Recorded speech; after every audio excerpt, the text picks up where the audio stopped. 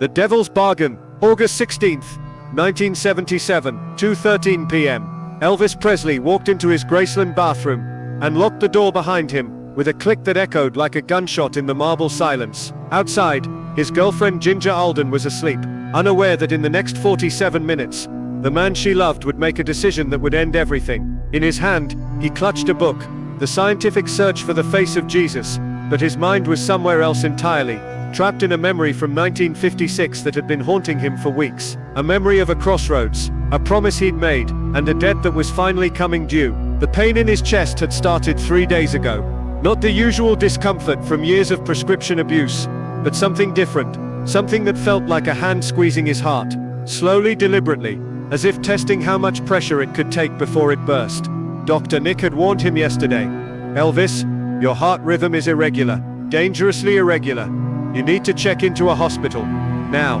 But Elvis had laughed it off.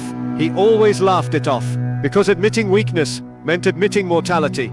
And Elvis Presley, the king, the legend, the myth, couldn't be mortal. Mortals died, legends lived forever. Except the pain was getting worse.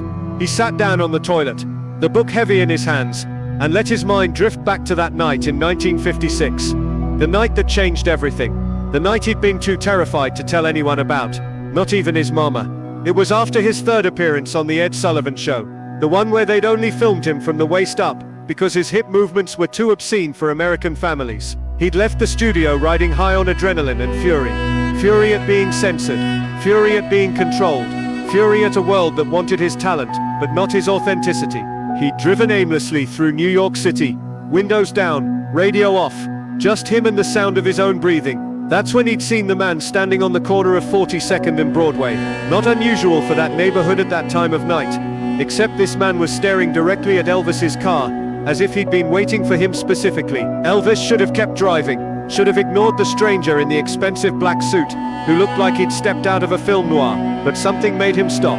Something in the man's eyes, knowing, ancient, hungry. Elvis Presley, the man had said, not a question but a statement of fact.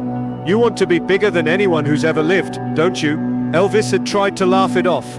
Mister, I just want to make music. Liar. The word cut through the night, like a blade. You want to be remembered forever. You want your name to outlive empires. You want to be so big that death itself can't touch you. And here's what nobody talks about when they talk about ambition. Sometimes it's not about wanting success. Sometimes it's about being terrified of obscurity. Elvis's twin brother Jesse had died at birth, buried in an unmarked grave in Tupelo, because his parents couldn't afford a headstone. Forgotten before he ever existed.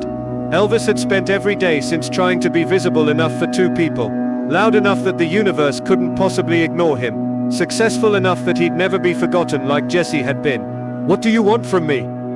Elvis had asked the stranger. But wait, here's where it gets truly disturbing. The man had smiled, revealing teeth that seemed just slightly too sharp, too white, too perfect. I don't want anything from you, yet, but 21 years from now, when you're 42 years old, you'll have a choice to make. You can continue living as the legend you've become, trapped in a body that's failing you, surrounded by people who love the myth more than the man. Or what? Or you can let go. Stop fighting. Accept that legends aren't meant to live forever in flesh and blood. They're meant to die at the right moment. To be preserved in amber at their most powerful, most beautiful, most mythical. Die young, stay pretty, live forever in memory. Elvis had laughed then. Actually laughed. You're insane. Am I? The man had pulled out a contract. An actual contract. With elaborate calligraphy and signatures Elvis couldn't read in languages he didn't recognize. Sign this, and I guarantee you'll become the biggest star the world has ever seen. You'll change music forever. You'll be worshipped by millions. You'll have wealth beyond imagination. And when the time comes, when your body starts to fail, and the magic starts to fade, you'll know, you'll feel it, and you'll have to decide. Fade away slowly. Watch yourself become a parody of everything you were. Die old and forgotten in some nursing home, or die at the perfect moment, cementing your legend for eternity. And if I don't sign, the stranger had shrugged, then you'll have a nice career, make some records, play some shows. Maybe you'll be remembered for a decade or two. Maybe not. There are 1,000 pretty boys with guitars who can gyrate their hips, Elvis. But there's only one legend. Elvis had been 21 years old, scared, ambitious, hungry, still grieving his brother, still trying to prove to his mama that her surviving son was worth the pain of losing the other. He'd signed. The stranger had smiled, folded the contract, and disappeared into the New York night, like smoke. Elvis had convinced himself it was a dream, a hallucination brought on by exhaustion and adrenaline. He'd never told anyone, not his mama, not Priscilla, not the colonel, not any of the Memphis Mafia. But now, sitting in his bathroom, 21 years later, the pain in his chest growing stronger with each breath, he knew it hadn't been a dream. The stranger had kept his promise. Elvis had become the biggest star in the world, had changed music forever, had accumulated wealth and fame beyond anything that Tupelo Kid could have imagined. But the cost was sitting in a medicine cabinet, with 14 different prescription bottles, each one a band-aid over wounds that went soul deep. The cost was a daughter, who barely knew him, because he was always performing, always being Elvis, instead of being a father. The cost was a body that was 42 years old, but felt 70, organs shutting down one by one under the weight of decades of abuse. The cost was looking in the mirror, and seeing a stranger wearing his face. And now the choice was here, just like the stranger had promised.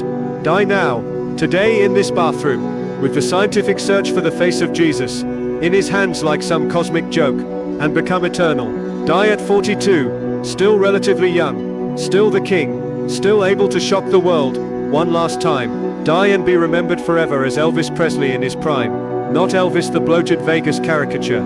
Die and never have to face the humiliation of growing old in the public eye, of watching younger singers replace him, of becoming a nostalgia act, of fight, get up, call for help, go to the hospital, face the brutal reality of getting clean, of rebuilding his body, of confronting every demon he'd been running from for 21 years, risk living long enough to become irrelevant, risk being forgotten anyway, but forgotten as a cautious old man instead of a blazing young god. But here's what the stranger hadn't told him that night in 1956. What Elvis was only now beginning to understand. The contract wasn't just about dying young.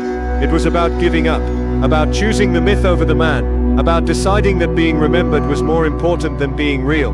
And Lisa Marie, his 9-year-old daughter, sleeping somewhere in this house, she deserved a father who was real, even if he was flawed, even if he was broken, even if he was no longer the king. The pain in his chest intensified.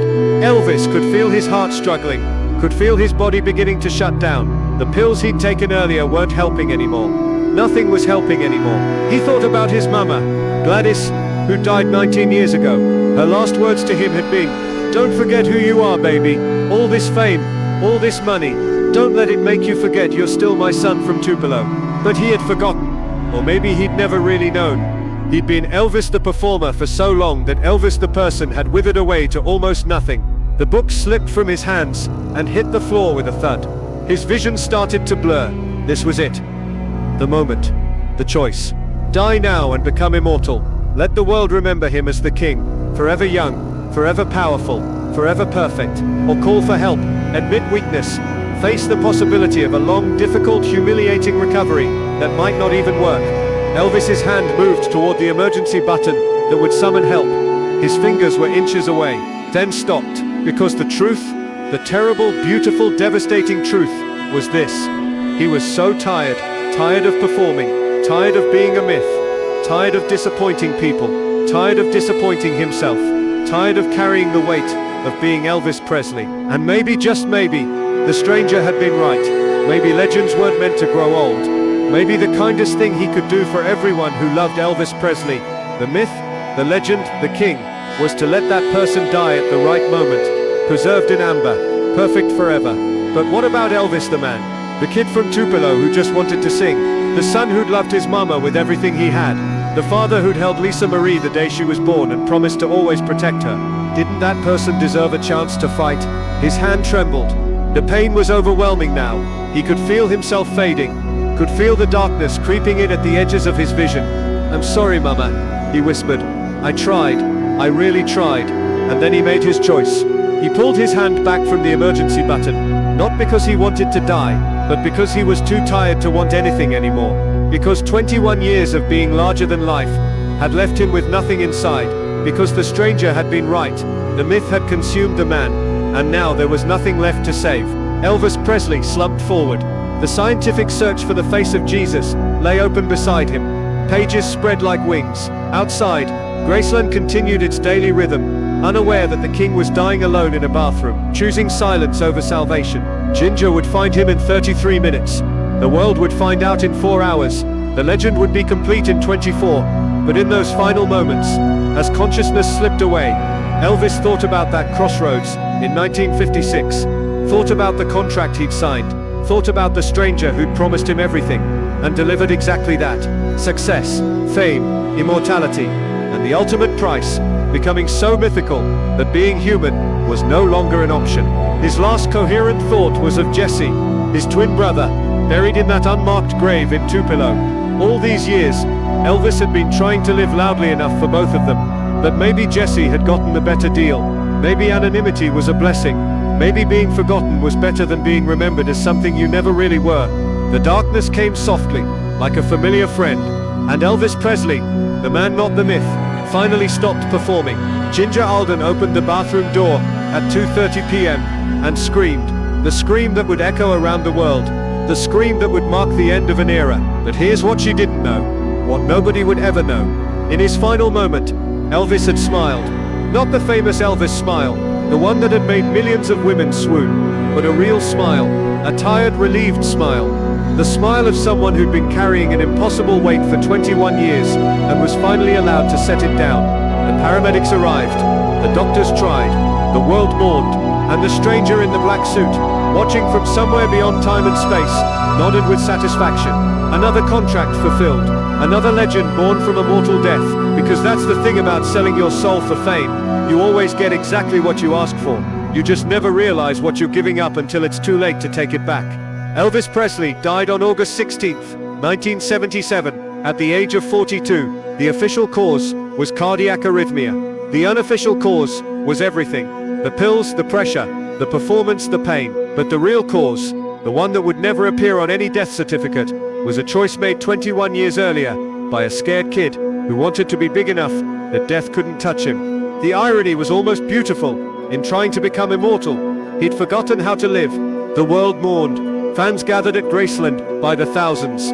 Radio stations played his music non-stop. Newspapers ran headlines about the king's tragic end.